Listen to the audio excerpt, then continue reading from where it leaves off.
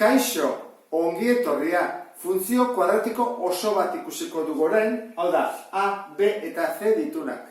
Orduan, adibidea izango litzateke. Jarriko dugu A, B, C, A da minus B, B da ama B, eta C da minus ama. Hori jakin da, lehenengo erpilan bilatu beharko dugu. Orduan, erpila kalkulatzeko erabiltzen dugu formula hau, izango litzateke minus B, zati B bider A. Minus B, B aurkakoa minus ama B. Eta gero dugu, B bider A, orduan B bider minus B.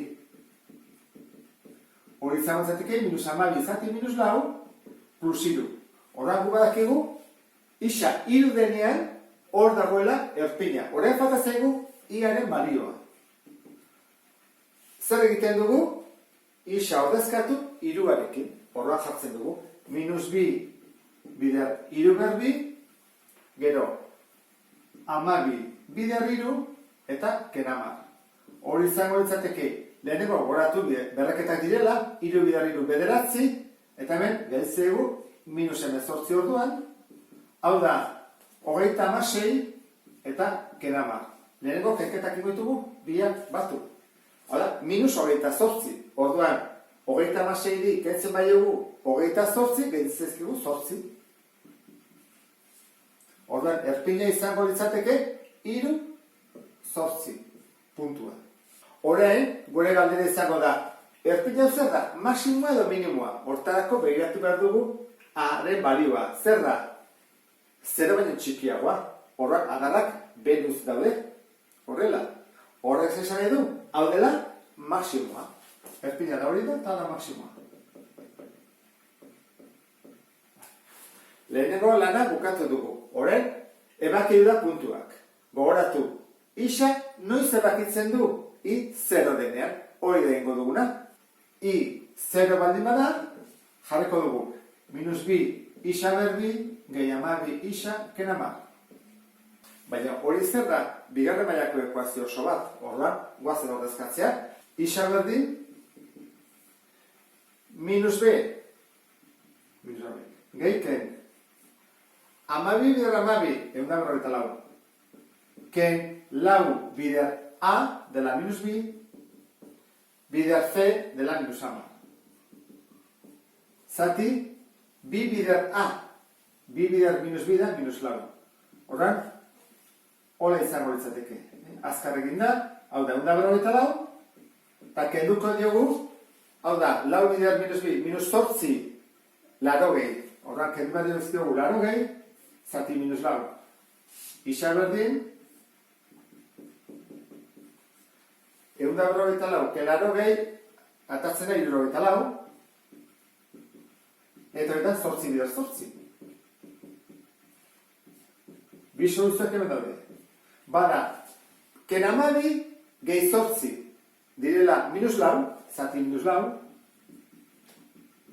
bat osoa, hori da isa bat, soluzio bat, eta bestea izango da kenketa, minus amabi, ken zortzi, minus hogei, zati minus lau, bost, hori da isa bi. Horan, hori dira bi ebakidoa puntuak. Horan jarriko dugu, lehenengo batekin, izango izateke bat zero, esan dugu, ik zero balio dula. Eta bost zero. Horen, i ardatzarekiko ebakidura puntuak kituko dugu, hortarako isa berdin zero jarri behar dugu. Baina hori oso horrez egiten da, ez da? Begira, jartzen dugu hemen zero, eta hemen zero, ze egentitzen zaigu.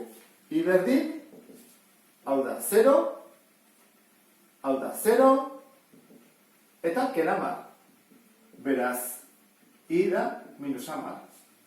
Horda puntu oso horrez aukitzen da, da zero minus ama.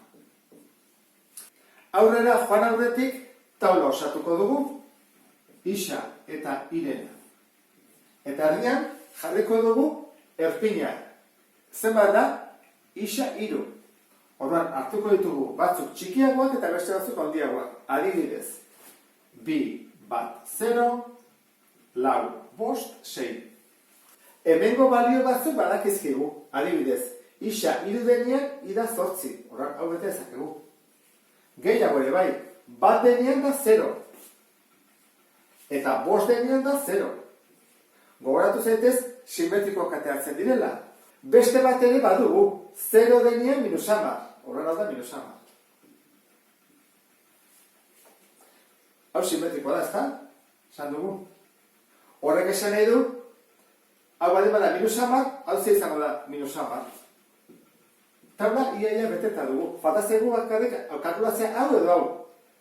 Berdiak dira biak, horren hasiko gara. Adibidez biarekin erresago dela. I berdin. Minus bi bider bi berbi. Gehi amabi bider bi eta kenama. I izango da. Bi berbi lau, bider minus bi, minus 8, 24 eta kenama. Zenbat hau? Minus 10 eta minus 8, minus 18. 24 da, 6. Horren hau da 6 eta hau da 6. Orduan horren grafikoa egiten hasiko gera. Hasiko gera erpinarekin, isa hiru denean ida 8, horren hiru denean altura da 8, horren iristen da. Bihartzitu bi hauek adibidez. Lau denean 6, horren lau denean, goraka joten gara 6, hemen jartzen dugu 6. Hor, eta bi denean ere da 6. Gero, 5 denean da 0. Eta bat denean ere da 0. Eta bukatzeko, 0 denean da minus 10, ora 0 denean da minus 10, orain egisten da, eta altura berenean, jarri barko dugu baita ere, 6. Ora, 6 denean ere, orain bai elkartu daitezkela, parabola egiteko.